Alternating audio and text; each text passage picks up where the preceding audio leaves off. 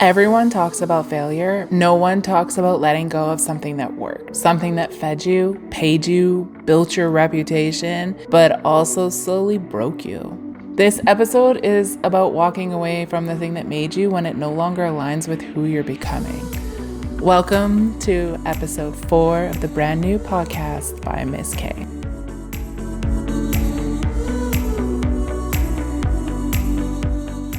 Thanks so much, you guys, for tuning in to another episode. I think I said this was episode 4. This is episode 3. I have been in the zone, though. I've been inspired and talking a lot to my microphone lately, which is really exciting and feels really good to my soul. And in this episode, I really want to talk about what happens when you no longer align with what you thought you wanted, and the grieving process of what it looks like when you actually feel like you're no longer enjoying what it is you thought you wanted, because that is really hard to deal with. There's this thing that happens, at least it happened for me, where I confused that for a feeling of failure. Like, oh my God, maybe I was giving up. Like I thought I was self-sabotaging when all along I actually was no longer aligned with it and realized it wasn't what I wanted. Even though one of my mentors and close friends in the beginning of the days told me that they, and this is somebody that I look up to a lot in my spiritual life as well as a mentor. And they told me that they saw the unicorn as a vessel for my true purpose, my true path, at least playing a bigger role, maybe not the end role, but it was just a vessel. And that always stuck with me because it resonated, even though I didn't fully understand what it meant. I thought I was going to go all in and it was the end all. And I very quickly learned that that is not it. And when I say very quickly, I mean, actually over the course of 8 years. But this is the story of what happens when the dream you once chased becomes the cage you wake up in. I built a business that changed my life, and then I had to grieve it to save myself. I didn't walk away because it failed. I walked away because I was disappearing inside it, and nobody really talks about how hard that part is. So I want to talk about the grief of outgrowing something you've created, and the guilt, the fear, the identity unraveling, because maybe you're in it too. And if so, you need to know you're not broken, you're evolving. And maybe this is something that will resonate with you a year from now, or you'll come back to, or maybe you even find this and it's already been a year since I've posted it. So let's talk about it. Let's talk about how success can be a cage. Everybody loves the startup story, the hustle, the breakthrough, the 6-figure win, but what happens when the thing that you built just starts demanding more from you than you can give? I scaled like my business fast in the first year, like nearly 6 figures as a service-based business, and then came training and distribution, courses, students, logistics, growth.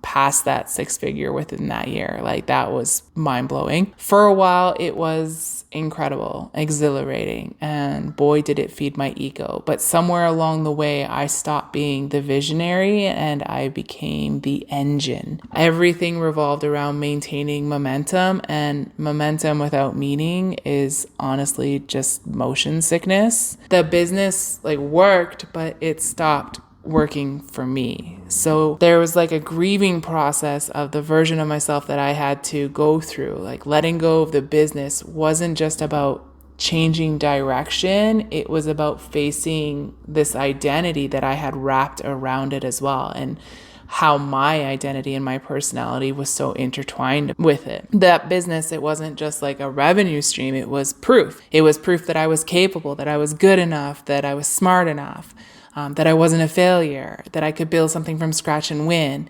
So walking away from it felt like tearing out pages of the book that I had worked my whole life to write. It felt like exposing a lie that I had even told myself. And that was the biggest part that still actually, when I feel it in my body, when I feel those thoughts and that emotions, it's in the pit of my stomach, this heaviness, this pain, this nauseous feeling. And grief comes in waves, just like it does in any area of grief. When you're grieving something, grief does not just have to mean the loss of a loved one or loss of a relationship. Grief happens in many different ways. And it wasn't just grief for the income, but for the girl who fought so hard to get there, for the version of me that built it on adrenaline, on hustle culture, on creativity and survival. I felt like she deserved to be honored, but not idolized. And because I'm not her anymore, staying loyal to her felt like I would have been betraying myself. Like there was this misalignment with these versions of me. And I think too, that was causing a lot of the resentment in my business. So I had to really learn to make space for what wanted to be born. And that is still something that I am creating space for, especially through the community aspect of what I want to build in entrepreneurship now, and finding this desire and this passion that was birthed through the unicorn and through my business, really feeling that this is the space that wants to be born. It is the space for community and for entrepreneurs to come together. This is also where I light up. The business was so incredibly fun to build at points, but the best part of it was getting to work with entrepreneurs and help entrepreneurs. I have this innate desire for business. I've had it since I was a child. I've been an entrepreneur since day one. I've always wanted to run my own business. I've always played in commerce. I've always loved everything about creating, businesses and entrepreneurship.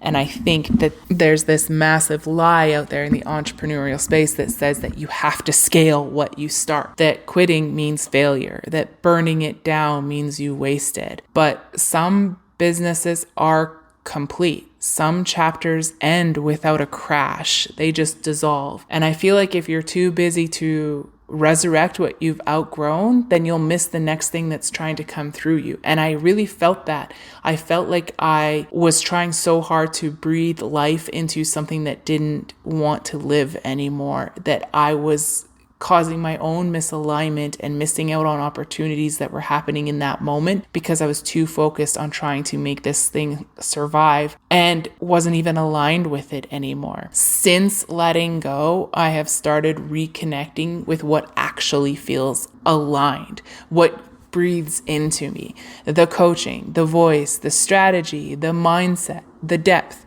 The part of me that loves helping people become the version of themselves that their business needs.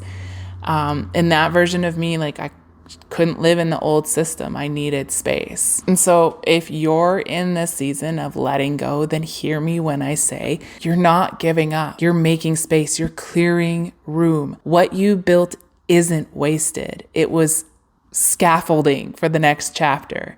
It was the next level. It was the next stairs that needed to build the true tower of what is meant to be created in your life.